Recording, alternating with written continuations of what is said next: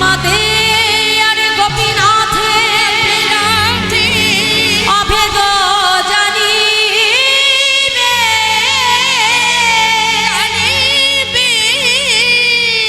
শুদ্ধ ভক্তিতে গোপীনাথ গোপীনাথে তুমি সেবা যে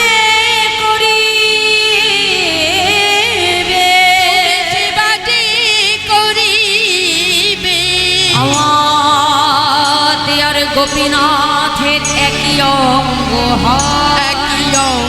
হয় ওই গোপীনাথ সেবা দিলে যেন আমি পাইব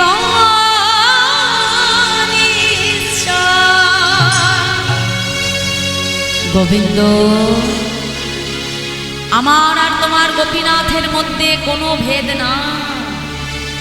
তোমার গোপীনাথ যে আমি গৌর হরিও শুনে রাখো গোবিন্দ, আজ থেকে তোমার গোপীনাথকে তুমি যা কিছু সেবা দেবে তুমি জানবে সেই সেবা আমি গ্রহণ করছি।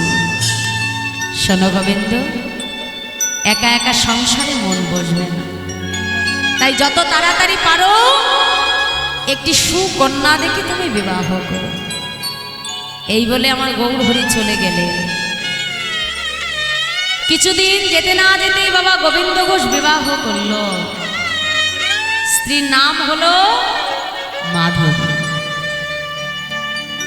আর যেদিন থেকে স্ত্রী ঘরে এলো, আগে ভগবানের সেবা হতো দিনে 4 বার, স্ত্রী ঘরে আসতে না আসতে ভগবানের সেবা কমে হয়ে গেল 3 বার।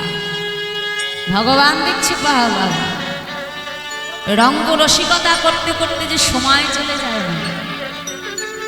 আর 1 বছর যেতে না যেতে ঘর আলো করে ফুটফুটে একটা পুত্র সন্তান ভূমিষ্ঠ হল। স্ত্রী মাধবী সন্তানকে কোলে নিয়ে বলছে, স্বামী হ্যাঁ গো, আমাদের যে একটা ফুটফুটে পুত্র হয়েছে। হ্যাঁ গো স্বামী, আমাদের পুত্রের কি নাম রাখবে তুমি? মাধবী, আজ থেকে আমার পুত্রের নাম রাখবো আমি গোপীনাথ। কি বললে তুমি? তোমার বিগ্রহের নামও গোপীনাথ, আবার আবার আবার আমার পুত্রের নামও গোপীনাথ? কেন জানো মাধবী, শেষের দিনে যদি আমার বিগ্রহ গোপীনাথকে আমি ডাকতে ভুলে যাই, মাধবী এ জগতে পিতামাতার ঔরসে যে সন্তানকে সে জন্ম দেয়, জগতের সর্বকিছু ভুলে গেল সন্তানকে পিতামাতা কখনো ভুলে না মাধবী। তাই আজ থেকে আমার পুত্রের নাম রাখবো আমি গোপীনাথ। কে জানে যদি আমার বিগ্রহ গোপীনাথকে আমি ডাকতে ভুলে যাই, অন্তত আমার পুত্র গোপীনাথকে ডাকতে গিয়ে আমার বিগ্রহ গোপীনাথকে তো আমার স্মরণ করা হবে মাধবী। তাই আজ থেকে আমার পুত্রের নাম রাখবো গোপীনাথ। আগেকার দিনে পিতামাতারা সন্তানের নাম রাখতো বাবা সব ভগবানের নাম। কেন জানো? সন্তানকে ডাকতে গিয়ে অজান্তে কিন্তু ভগবানকে স্মরণ করা হয়ে যায়। তোমার ঘরের সন্তানের নাম যদি তুমি রাখো মধুসূদন, কিংবা তুমি যদি তার নাম রাখো গোপাল, সারাদিন যখন সন্তানকে যতবার তুমি ডাকবে গোপাল গোপাল গোপাল, এই যে তুমি গোপাল গোপাল বলে ডাকছো, তুমি নিজেও জানো না মা, ওই গোপাল গোপাল বলে ডাকতে গিয়ে সন্তানের নামকে ডাকতে গিয়ে অজান্তেই একবার করে নামের নামকে আমাদের স্মরণ করা হয়ে যায়। পরম পাপী অজামিল, যে অজামিল ব্রাহ্মণের ঘরে জন্মগ্রহণ করে এক চণ্ডালিনীকে ভালোবেসে চণ্ডাল ধর্ম গ্রহণ করেছিল, পিতা ত্যায্য পুত্র করে তাকে গ্রামের বাহিরে বার করে দিল মা। চণ্ডালিনীকে ভালোবেসে সেই অজামিলের ঔরস্যে চণ্ডালিনীর গর্ভে একাধিক সন্তানের জন্ম হলো। একদিন সেই অজামিলের ঘরে ভাগ্যক্রমে এক বৈষ্ণবের চরণ ধলি পড়ল। সবই হয় তারিতে পাম, নিজ কার্য নাই তবু জান। ঘর বাড়ি আমরা তো সবাই তৈরি করে রাখি, সবার ঘরে গোবিন্দ সেবা হয়? হয় না। সবার ঘরে বৈষ্ণবের আগমন হয়? হয় না। সবার গৃহে সাধুসঙ্গ হয়? হয় না।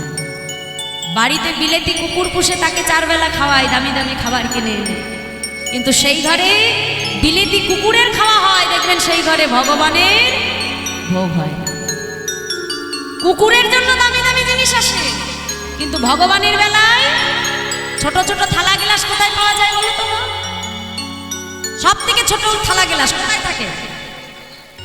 আমাদের ঘরে, ঠাকুর ঘরের মন্দিরে থাকে। বরাদ্দ ভগবানের জন্য 4 বেলা 4টে নকুন্দানা। হ্যাঁ, তা ওই ভোগ যে দিয়ে রাখি তো দিয়েই রাখি, ওই ভোগটা যে তুলে মুখে দেবো সেই সময় হয়। খায় কারা?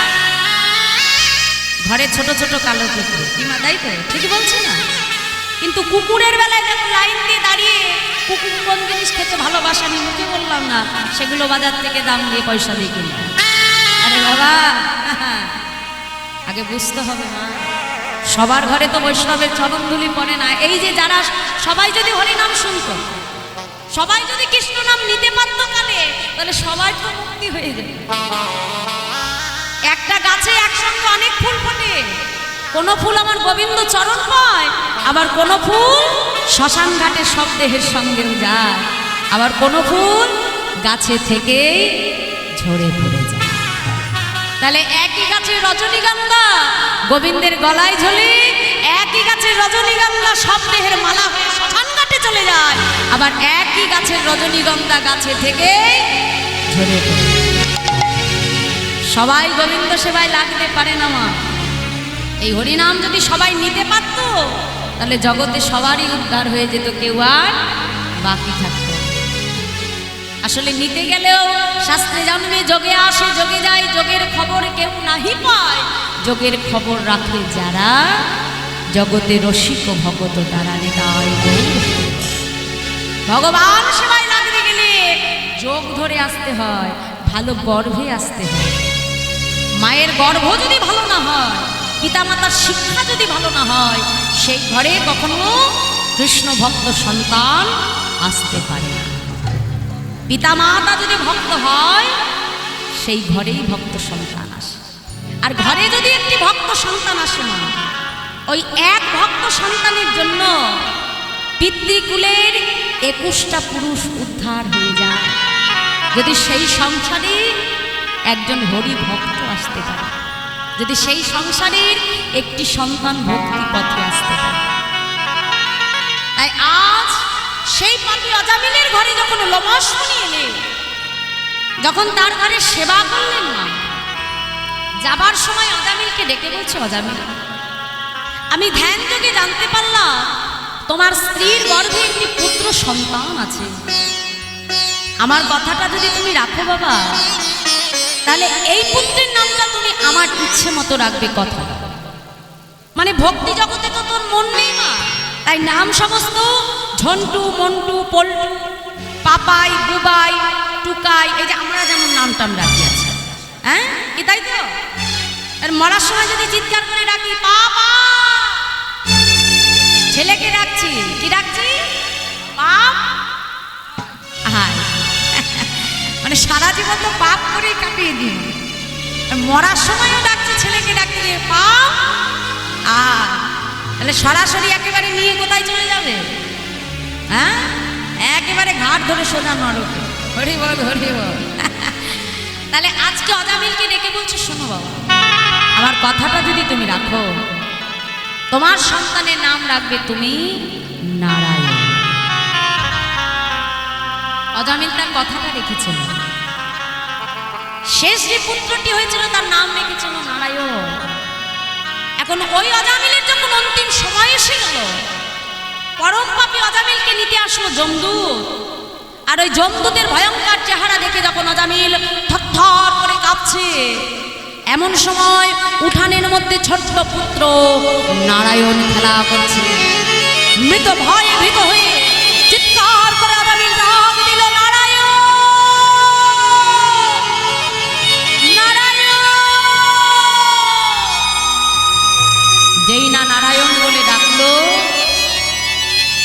অজামিলের দেহ থেকে প্রাণটা বাহির হয়ে গেল। যেই পাপী অজামিলকে নিতে এসেছিল জমদূত, সেই পাপী অজামিলকে নিয়ে গেল বিষ্ণুদূত এসে কোথায়? গোলক বৈকুণ্ঠ ধামে নিতাই গৌর হরি। তাই দেখো মা, আমরাও তো সংসারী জীব, সংসার মোহে সংসার বাসনায় প্রত্যেকটা জীব আমরা ভ্রমিত হচ্ছি। কে জানি কখন এই দেহটা ছেড়ে সংসার ছেড়ে চলে যেতে হবে, কে জানে। আমরাও যদি সন্তানকে ভগবানের নামে ডাকতে গিয়ে শেষ সময় একবার সন্তানকে ডাকতে গিয়ে যদি নামের নামীকে ডাকতে পারি, সন্তানের নাম সর্বদা ভগবানের নামেই তাকে ডাকবে। তাই আজ গোবিন্দ ঘোষ নিজের পুত্রের নাম রাখলো গোপীনাথ। আর যেদিন থেকে গোপীনাথ এলো, ভগবানের সেবা হতে লাগলো দিনে 2 বার। ভগবান দেখছে বাবা গোবিন্দ সংসারে কেমন একে একে সবাইকে পেয়ে তুমি আমায় ভুলে যাচ্ছ। বেশ, তাহলে যেমন করে তোমাকে আমি একে একে সব দিলাম, তেমন করে এবার তোমার কাছ থেকে সমস্ত মায়ার বাঁধন আমি ছিন্ন করে নেব। একদিন ভিক্ষা করে ফিরে এসে ভিক্ষার ঝোলাটা উঠানে রেখে স্ত্রী মাধবীকে ডাকছে, মাধবী, আরে ও মাধবী, শোনো, আমি গঙ্গা স্নানে যাচ্ছি, তুমি তাড়াতাড়ি রন্ধন করো, আমি ফিরে এসে গোপীনাথকে সেবা দেব। এই বলে গোবিন্দ ঘোষ গঙ্গা স্নানে চলে গেল। ফিরে এসে দেখলো ভিক্ষার ঝোলাটা ঠিক যেখানে রেখে দিয়েছে সেখানেই পড়ে আছে।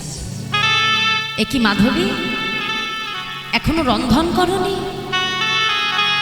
মাধবী, ও মাধবী, মাধবী, এতবার মাধবী মাধবী বলে ডাকে, কিন্তু মাধবীর কোনো সাড়া নেই।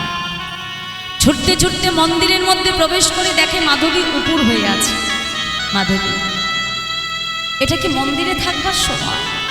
যাও যাও, তাড়াতাড়ি রন্ধন করো, ভগবানকে যে সেবা দিতে হবে। মাধবী, মাধবী, ও মাধবী, এতবার মাধবী মাধবী বলে ডাকে, কিন্তু মাধবীর সাড়া পায় না। ছুটে গিয়ে যেই না মাধবীর দেহটা স্পর্শ করল,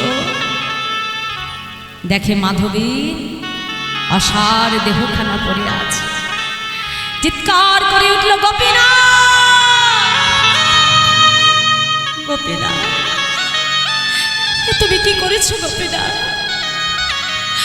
আমার মাধবী তোমার চরণে কি অপরাধ করেছিল? কেন কেন দয়াবান বলো, কেন তুমি আমার মাধবীকে কেড়ে নিলে প্রভু? বলো, আমার স্ত্রী তোমার চরণে কি অপরাধ করেছিল দয়াবান? পাড়া প্রতিবেশী ছুটে এসে বলে, গোবিন্দ, তোমার মাধবী যদি প্রকৃত তোমার হতো, সে কখনো তোমার ছেড়ে যেত না গো গোবিন্দ। গোবিন্দ, এই সংসার মাঝে যে কেউ কারণ নয় গো গোবিন্দ। এই সংসার নাট্য মঞ্চে দাঁড়িয়ে প্রত্যেকটা জীব আমরা শুধু অভিনয় করছি। যার যেদিন অভিনয় ফুরিয়ে যাবে, এই মঞ্চ ছেড়ে কিন্তু আমাদের সেদিন চলে যেতে হবে। আর জানো মা, আজ যে আমাদের দেহের এত মূল্য মা, যে তোমার সংসারের সন্তান তোমাকে এত ভালোবাসে, যে স্বামী তোমাকে এত ভালোবাসে, যে স্ত্রী তোমাকে এত ভালোবাসে বাবা, সেই সমস্ত সম্পর্ক এক মুহূর্তে তোমার ছিন্ন হয়ে যায়। আর এই সংসারের মানুষগুলোর কাছে তুমি সেদিন এক মুহূর্তে পর হয়ে যাবে। কবে? যেদিন আমার গোবিন্দ এই দেহরূপী রথ থেকে নেমে চলে যায়, সেই দিন এই দশাটা, এই দেহটার দশাটা কি হবে জানো মা? কত সুন্দর কথা বলছে দেখো, ও তোর সোনারঙ্গ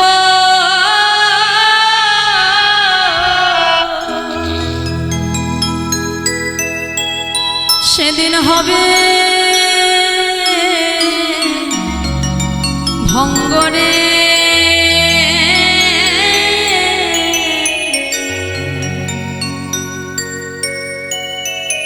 ও তুই যেদিন পড়ে হবে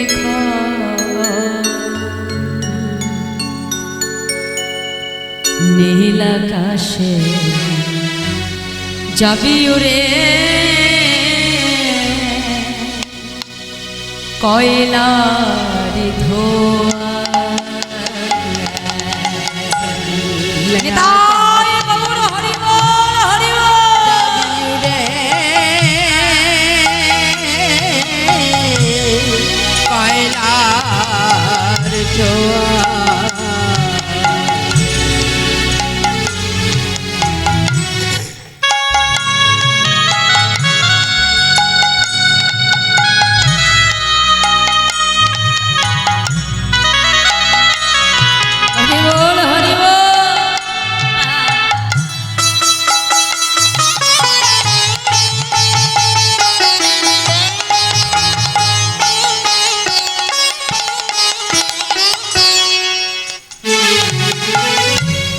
জলবে অঙ্গ খুঁচে খুঁচে মরবে বাড়ি হারে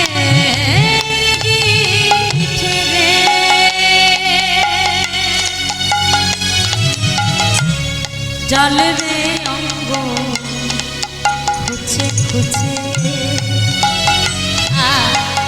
কত সুন্দর কথা। তাহলে যে দেহে তোমার প্রাণ থাকবে, যে দেহের এত মূল্য থাকে বাবা, একবার ভালো করে চিন্তা করে দেখো, যখন আমার গোবিন্দ পরমাত্মা রূপে আবার ভগবানের দেহ ছেড়ে নেমে চলে যায়, আজ যে সন্তান তোমাকে এত ভালোবেসে মাথায় তুলে রাখছে, সেই সন্তান এক মুহূর্তে তোমাকে ঘরের বাহির করে দিতে একবারও ভাববে না। আসলে এই সংসারটা হলো এমন জায়গা মা, যেখানে প্রত্যেকটা মানুষকে ভালোবাসে যতক্ষণ অপর পক্ষের মানুষটাকে তুমি দিতে পারো। এই সংসারে মূল্য তোমার ততক্ষণ থাকবে বাবা, যতক্ষণ তুমি সংসারে দিতে পারবে। যেদিন দেখবে সংসারে তোমার দেবার কিছু না, সংসারে প্রত্যেকটা মানুষের কাছে আমি তখন অপ্রয়োজনীয় হয়ে যাব। তাই বলছে দেখো, জলবে অঙ্গ খুঁচে খুঁচে মরবে বাড়ি হারে ঠেরে,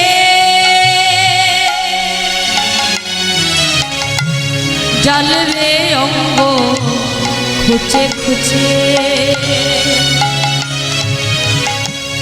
মরবে বাড়ি হারে ঠেরে, ও তোর পিঠে চামড়া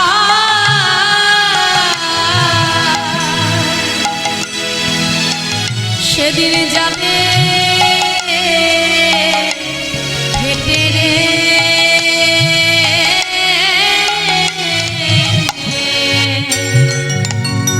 সেদিন হাত বুলাবে কে তোর নীল আকাশে যাবি রে কয়লার ধোয়া নীল আকাশে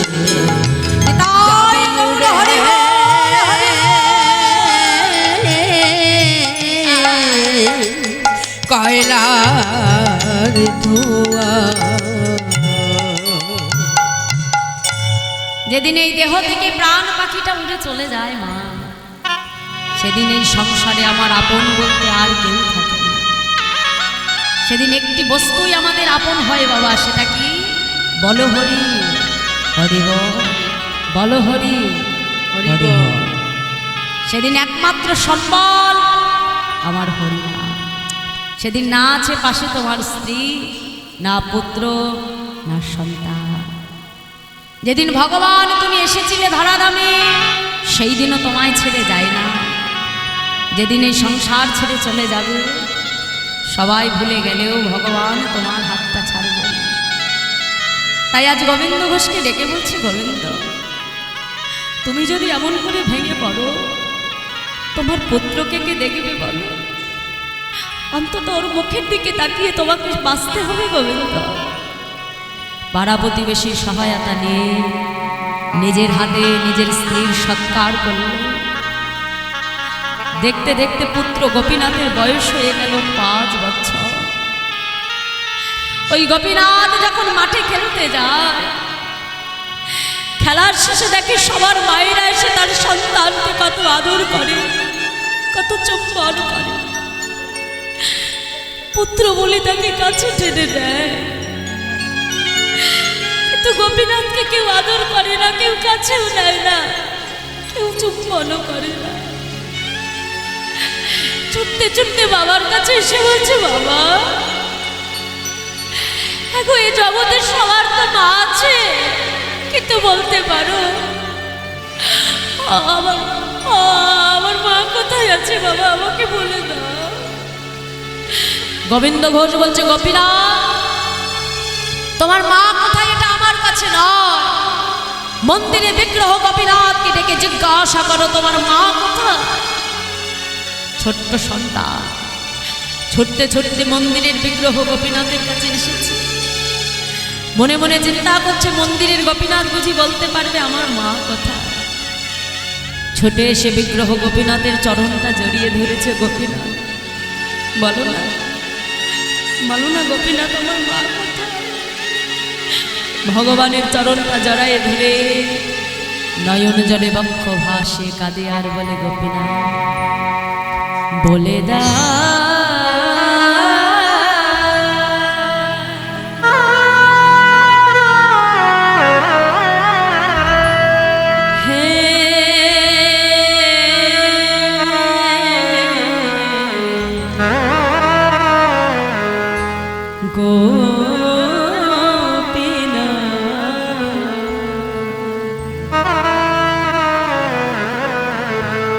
বলো কোথায় আমার মা, বলে দাও।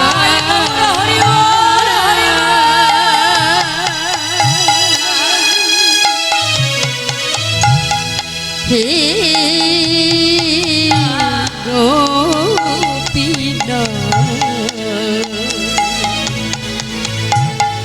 বলো কোথায় আমার মা, ডাকি আমি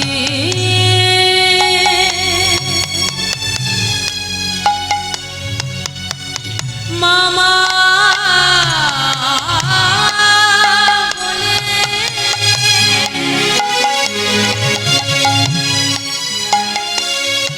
ওই মাঝে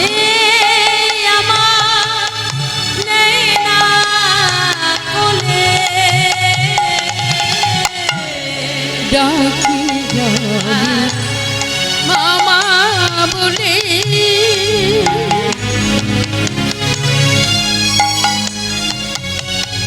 মাঝে আমার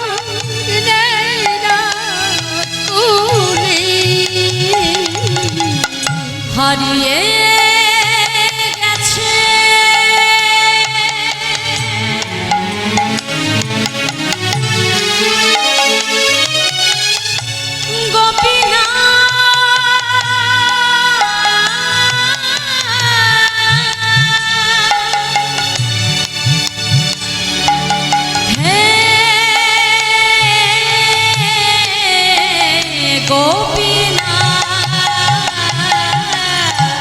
হারিয়ে গেছে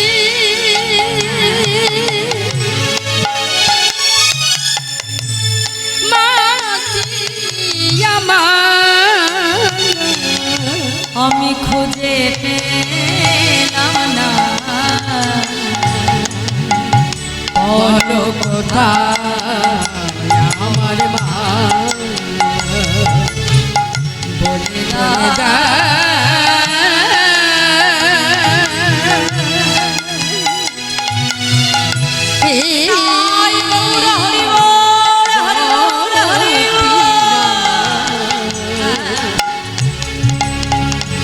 বলো কোথায় আমার মা, বলো কোথায় আমার মা। গোপীনাথ, গোপীনাথ, আজ তোমাকে বলতে হবে, বলো গোপীনাথ আমার মা কোথায়? গোপীনাথ বলো, আমি তোমার চরণে কি অপরাধ করেছিলাম? কেন কেন প্রভু তুমি আমার মাকে কেড়ে নিলে? বলো বলো দয়াময়, আমার মা কোথায়? আজ তোমাকে বলতে হবে। সন্তানের কষ্ট পিতা আর সইতে পারল না, ছুটতে ছুটতে মন্দিরের মধ্যে প্রবেশ করে গোবিন্দ ঘোষ গোপীনাথকে ডেকে বলছে, গোপীনাথ কে বলেছে তোর মা নেই? গোপীনাথ আজ থেকে আমি তোর মা, আজ থেকে তুই আমাকে মা বলে ডাকবি। গোপীনাথ আজ থেকে আমি তোর মা। ছুটে গিয়ে যেই না সন্তানকে কোলের মধ্যে তুলতে গেল মা, দেখে পুত্র গোপীনাথের বদন থেকে ঝলকে ঝলকে রুধির ধারা বইছে। চিৎকার করে উঠল, না না দয়াল, তুমি আমার স্ত্রী মাধবীকে কেড়ে নিয়েছো, আমি তোমাকে কিচ্ছু বলিনি। দয়াল আমার পুত্রকে তুমি কেড়ে নিও না প্রভু, আমার পুত্রকে তুমি কেড়ে নিও না প্রভু। আমার সন্তান ছাড়া যে জগতে আমার আর কেউ নাই দয়াবা, আমার পুত্রকে তুমি কেড়ে নিও না। পুত্র গোপীনাথকে বুকের মধ্যে জড়িয়ে ধরে বিগ্রহ গোপীনাথের সম্মুখে চিৎকার করে কাঁদে আর বলে, কেড়ে নিও না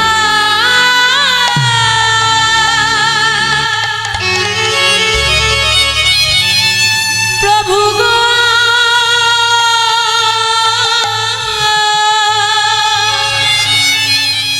কেড়ে নিও না।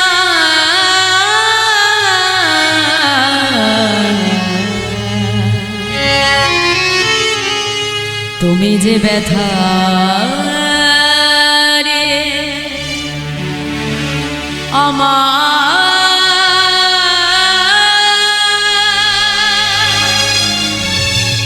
ব্যথা দিও না প্রভু। তুমি যে ব্যথা হারি আমার, ব্যথা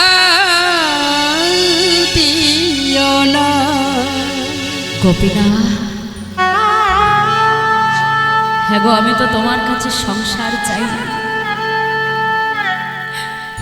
আমি তো তোমার কাছে স্ত্রী চাই না প্রভু, আমি তো তোমার কাছে পুত্র চাইনি। কেন কেন দিলে তুমি আমাকে সংসার? কেন কেন দিলে তুমি আমাকে স্ত্রী? কেন দিলে আমাকে পুত্র? বলো বলো দয়াময়। আর দেবে যদি, তুমি কেড়ে কেন নিলে প্রভু? দিলে যদি পুত্র মরে, তবে কেড়ে কেন নিতে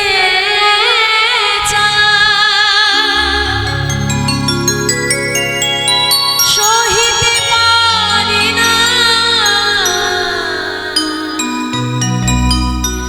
প্রভু গো।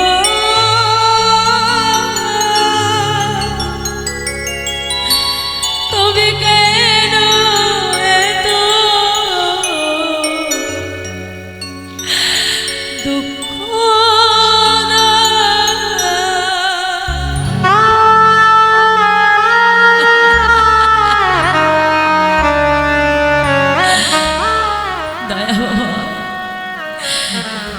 বিষম বেদনা?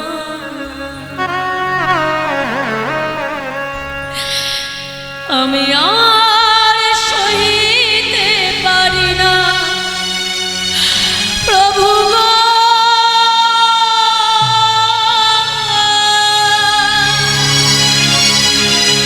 সহিতে পারি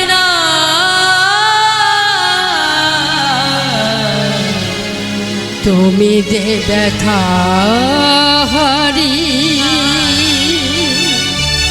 আমায়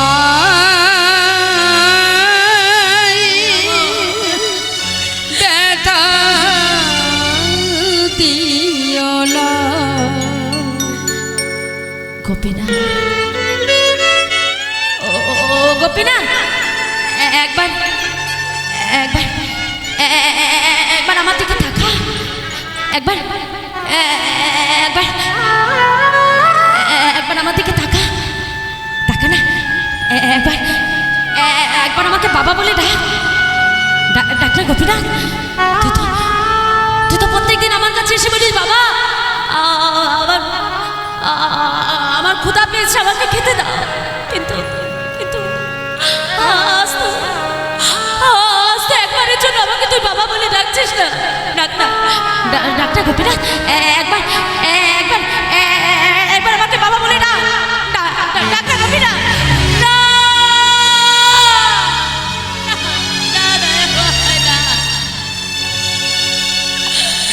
এ তুমি কি করলে প্রভু?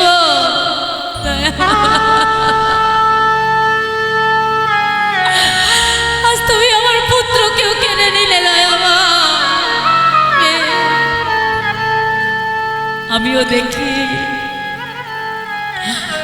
আমিও দেখি তুমি কত আমাকে কাঁদাতে পারো, আমিও দেখি কত তুমি আমার চোখের জল সইতে পারো, আমিও দেখতে চাই কত তুমি আমার কঠিন পরীক্ষা নিতে পারো। শুনে রাখো, আজ থেকে এই গোবিন্দ ঘোষ আর তোমার সেবা পূজা করবে না।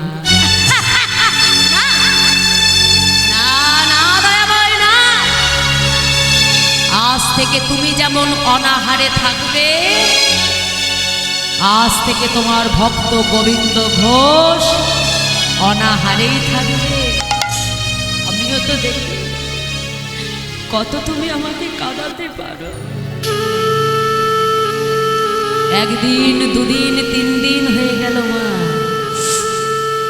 নিজেও কিছু সেবা করে না, ভগবানকেও কিছু সেবা দেয় না। গোবিন্দ মনে মনে চিন্তা করছে, আমাকে তো কোনো না কোনো ভক্ত রোজ সেবা দেয়, কিন্তু আমার গোবিন্দ যদি অনাহারে থাকে, ওকে যে আমি বাঁচাতে পারবো না। ভক্তের কষ্ট ভগবান আর সইতে পারল না। পাথরের বিগ্রহ গোপীনাথ থেকে সকাল মূর্তি ধারণ করে পুত্র গোপীনাথ হয়ে গোবিন্দ ঘোষের শিহরে এসে ডাক দিল, বাবা বাবা। কে কে আমাকে বাবা বলে ডাকে? না না না, আমি কারুর বাবা নই। আমাকে কেউ বাবা বলে দেখো না, আমি কারুর বাবা নয়। বাবা, এ জগতে কোনো পিতার যদি 2টি সন্তান থাকে, পিতা যদি একটা সন্তানকে হারায়, আরেকটি সন্তানকে কি অনাহারে রেখে দেয়? আজ 3 দিন হয়ে গেল তুমি আমাকে সেবা দাওনি বাবা। এই যে গোবিন্দ, গোপীনাথ, তুমি যে আমাকে বাবা বলে ডাকছো, তুমি জানো এ জগতে প্রত্যেকটা পিতামাতা একটা সন্তান কেন, যাতে ওই সন্তান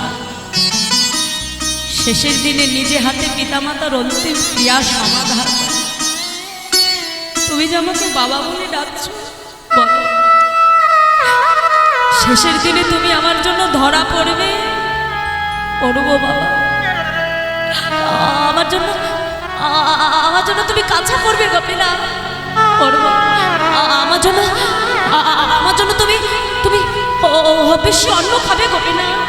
খাবো বাবা। গোপীনাথ, কথা দাও আমার জন্য তুমি পিণ্ড দান করো বাবা।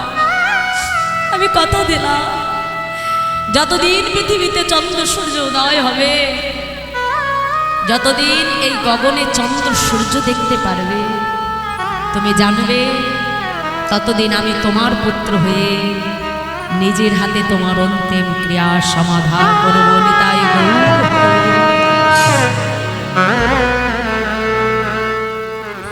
গোবিন্দ ঘোষ বলছে, দেখেছো গোপীনাথ আমি তোমার কেমন বাবা? দাঁড়া দাঁড়া গোপীনাথ, আমি এক্ষুনি আসছি। 2-3 বাড়ি থেকে ভিক্ষা করে এনে তাড়াতাড়ি রন্ধন করে ভগবানকে সেবা দিল। ওই পুত্র অর্থাৎ বিগ্রহ গোপীনাথকে পুত্র গোপীনাথ মনে করে গোবিন্দ ঘোষ দিন অতিবাহিত করতে লাগল। দেখতে দেখতে গোবিন্দ ঘোষেরও যাওয়ার সময় হয়ে গেল।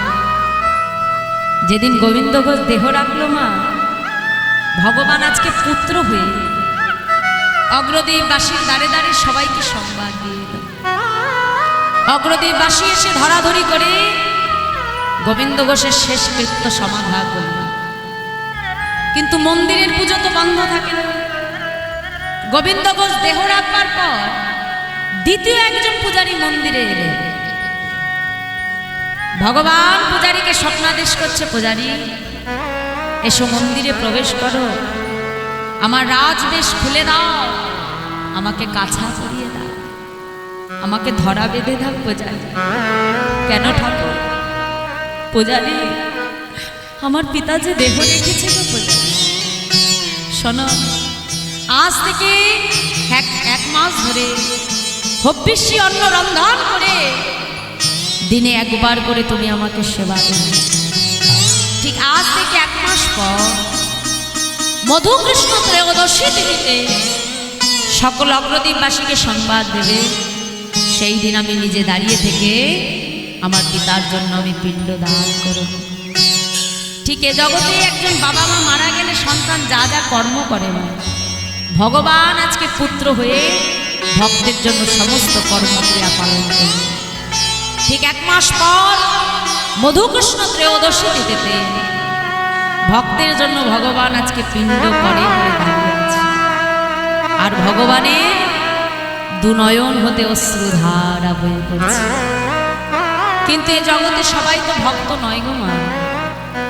যারা ভক্ত তারা মনে মনে চিন্তা করছে যে ভগবান এ তোমার কেমন লীলা, ভক্তের জন্য তুমি কি না করতে পারো গো? ভক্তের জন্য তুমি পিণ্ডও দান করো দয়া। কিন্তু যাদের মনে বিশ্বাস ভক্তি না, তারা মনে মনে চিন্তা করে, ধুর, পাথরের বিগ্রহ, সে কখনো পিণ্ড দিতে পারে? তাহলে যাদের মনে বিশ্বাস আর ভক্তি নাই মা, তারা কিন্তু এসে গোপীনাথের দর্শন পেল না। কিন্তু যারা ভক্তির নয়নে ভগবানকে দেখতে এলো না, তারা কি দেখলো? ভগবান পিণ্ড করে করে দাঁড়িয়ে আছে, আর আমার ভগবানের দুনয়ন হতে অশ্রুধারা বিগলিত হচ্ছে।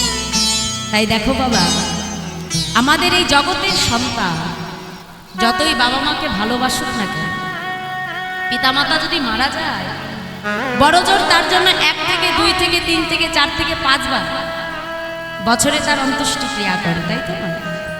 কিন্তু দেখবে যত দিন যাবে সময়ের সঙ্গে সঙ্গে পিতামাতার স্মৃতিটাও তার স্মৃতি থেকে বিস্মরণ হয়ে যায়। কিন্তু ভগবান আজকে আমাদেরকে লীলার মধ্যে থেকে দেখালো যে জীবনে কখনো কোনোদিনও যদি তোমরা আমাকে পাথরের বিগ্রহ মনে না করে, যদি কখনো আমাকে চিত্রপট মনে না করে, কাষ্ঠ পাথরের বিগ্রহ মনে না করে যদি কখনো আমাকে তোমরা নিজের সন্তান করতে পারো, যদি প্রকৃত ভক্তি দিয়ে একবার তোমরা আমাকে ভালোবাসতে পারো, ভগবান নিজ মুখে বলেছে, যে করে আমার আশ আমি তার করি সর্বনাশ, তথাপিও জেনা ছাড়ে আমার পাশ, আমি হই ভক্তের দাসের অনুরাগ। যদি ভক্তি দিয়ে তাকে ভালোবাসা যায় না, গোবিন্দ ঘোষের মতো ভগবান তারও সন্তান হয়ে তার অন্তিম ক্রিয়া সমাধান করে। গোবিন্দ চরণে বিশ্বাস আর ভক্তি নিয়ে শুধু এগাতে হবে। তা সেই দিন যে ভগবান পিণ্ড দিয়েছিল, আজও পর্যন্ত অগ্রদ্বীপের মাটিতে দাঁড়িয়ে, অগ্রদ্বীপ কাটোয়ার ঠিক পাশে মা, অগ্রদ্বীপ জীবনে একবার হলেও এইসব লীলাক্ষেত্রগুলোতে একবার যাবে না। পয়সা খরচ করে দীঘায় যে আমাদের লাভ নেই, পয়সা খরচ করে বড়দিন আসলে পার্ক স্ট্রিটে দিয়ে আমাদের লাভ নেই। যদি খরচ করতেই হয়, খরচ করে এই সমস্ত তীর্থস্থানগুলোতে একবার যাবে। আজও চৈত্র মাসের মধুকৃষ্ণ ত্রয়োদশী তিথিতে আজও গোবিন্দ ঘোষের জন্য ভগবান অগ্রদ্বীপের মাটিতে দাঁড়িয়ে আজও পিণ্ড দান করছেন বাবা। আর যতদিন পৃথিবীতে চন্দ্র সূর্য উদয় হবে, এই গগনে যতদিন আমরা চাঁদ সূর্য দেখব, জানবেন ততদিনই পর্যন্ত ভগবান ভক্তের জন্য পিণ্ডদান। তাই ভগবানের প্রতি বিশ্বাস আর ভক্তি হারালে হবে না। যদি বিশ্বাস আর ভক্তি দিয়ে আমরা তাকে ভালোবাসতে পারি না, একদিন না একদিন, এক জনমে না এক জনমে ঠিক গোবিন্দ কৃপা আমাদের মিলবেই মিলবে। নিতাই গৌর। তাই গোবিন্দ ঘোষের মনের শেষ বাসনা ছিল ভগবান যেন তার পুত্র হয়ে তার অন্তিম ক্রিয়ার সমাধান করে। আর ভগবান ভক্ত বাঞ্ছা কল্পতরু, আজও কিন্তু আমার ভগবান ভক্তের বাসনা পূর্ণ করে চলেছে। তাই আসুন সবাই মিলে দুটি বাহু তুলে বলবো, ভক্তের বাসনা প্রভু পুরাণ করিল, ভক্তের বাসনা প্রভু পুরাণ করিল, ভক্তের বাসনা প্রভু পুরাণ করিল, ভক্তের বাসনা প্রভু পুরাণ করিল, প্রেমানন্দে বদন ভরে হরি হরে বল, প্রেমানন্দে বদন ভরে হরি হরি বল, প্রেমানন্দে বদন ভরে হরি হরে বল, প্রেমানন্দে বদন ভরে হরি হরি বল।